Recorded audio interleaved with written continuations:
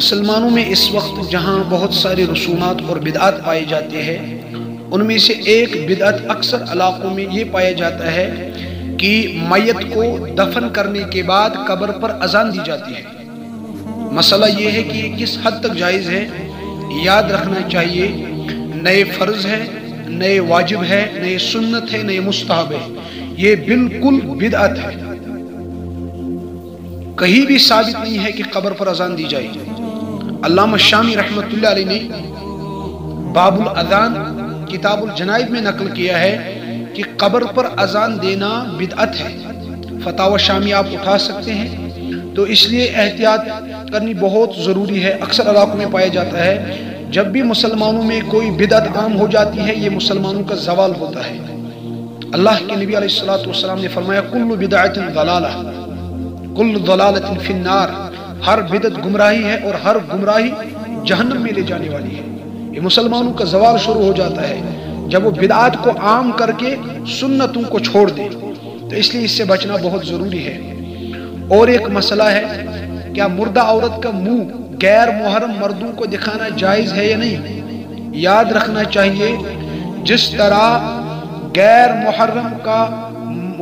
محرم کا چہرہ زندگی میں دیکھنا ناجائز ہے، اسی طرح مرنے کے بعد اس غیر محرم کا چہرہ دیکھنا بھی ناجائز ہے۔ کوئی عورت فوت ہو گئی، پھر اس کے گھر والے غیر محرم مردوں کو اس کا چہرہ دکھاتے ہیں، یہ گناہ کبیرہ ہے ان گھر والوں کو۔ اپنی بیٹی، اپنی ماں، اپنی بہو اور اس کا چہرہ دکھاتے ہیں غیر محرم مردوں کو، یہ تو لعنت ہے۔ اور اگر وہ عورت بھی زندگی میں راضی تھی اس پر کہ اس کا چہرہ غیر محرم مرد دیکھنے چاہے، اس پر بھی مسلسل گناہ رہے گا اور اللہ کے یہاں جواب دہ ہے۔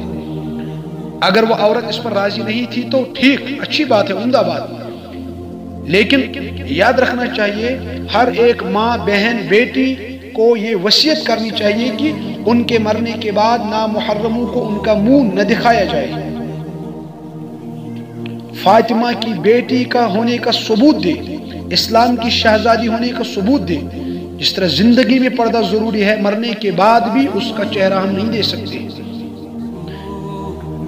اسی طرح اور ایک رسم یہاں جو پھیلی ہوئی ہے عام طور پر مختصر علاقوں میں اور کشمیر میں بہت ساری جگہوں پر یہ رسم بھی پائی جاتی ہے کہ مردہ کے ساتھ قرآن مجید یا اس کا کچھ حصہ یا کلمات، درود شریف وغیرہ لکھ کے قبر میں ڈالا جاتا ہے، یہ بھی ناجائز ہے۔